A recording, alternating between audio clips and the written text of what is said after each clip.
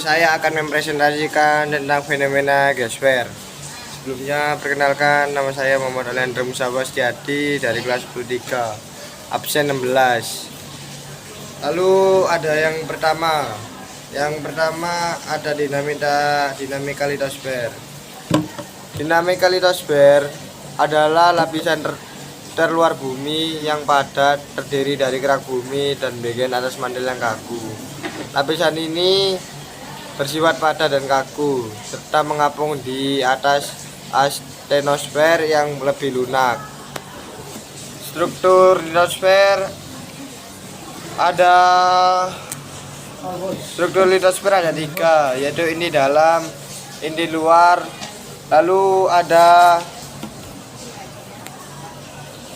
mantel bumi. Yang pertama inti dalam. Inti dalam ketebalannya bisa 1220 km, tersusun oleh besi dan sedikit nikel. Lalu ada inti luar, tersusun oleh material yang sama dengan inti dalam. Sulfur dan oksigen diketahui juga terdapat di inti luar. Ketebalan lapisan ini adalah 2260 km. Lalu ada mantel bumi. Mantel bumi merupakan lapisan yang paling tebal. Mantel terdiri atas 3 bagian, yaitu mantel bawah, mantel atas, dan astenosfer.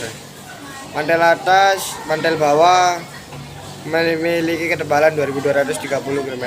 Lalu ada mantel atas, yaitu 420 km, dan astenosfer, yaitu 250 km. Lalu ada kerak bumi.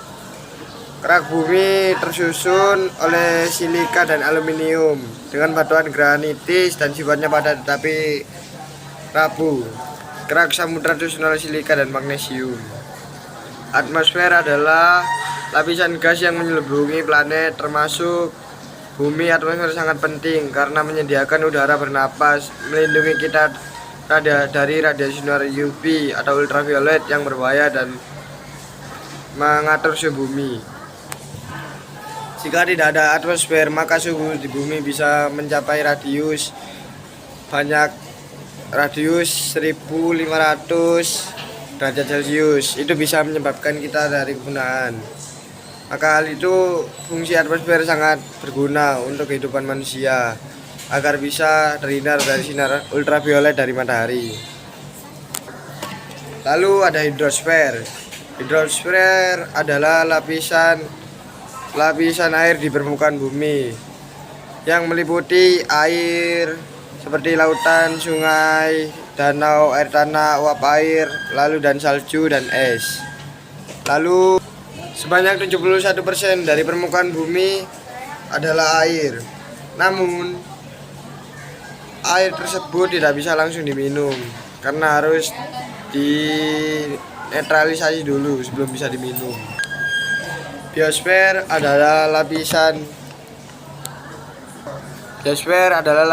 yang kehidupan di bumi yang mencakup semua lingkungan tempat mereka hidup, mulai dari daratan, air hingga udara. Jika tidak ada biosfer, maka kehidupan tidak akan bisa terjadi. Lalu berbagai bioma di dunia. Sebaran bioma di dunia merupakan salah satu indikator interaksi antar biosfer dengan litosfer dan hidrosfer dan atmosfer. Bioma adalah kompleks komunitas makhluk hidup yang dikendalikan oleh iklim, wilayah, dan dicirikan oleh jenis vegetasi yang khas. Lalu ada dinamika antroposfer. Kehidupan manusia di permukaan bumi merupakan bagian yang tidak terpisahkan dari bumi itu sendiri. Sebagaimana dipelajari dalam subbab sebelumnya, salah satu dari fenomena geosfer adalah antroposfer. Antropo berarti manusia, sfera berarti lapisan. Dengan demikian disimbolkan bahwa kehidupan manusia juga merupakan bagian dari bumi. Lalu ada aspek-aspek kependudukan. Pembahasan mengenai kependudukan tidak lepas dari kuantitas dan kualitas penduduk. Kuantitas atau banyaknya penduduk terus mengalami perubahan yang dinamis sebagai akibatnya dari kelahiran, kematian, dan perpindahan penduduk atau migrasi.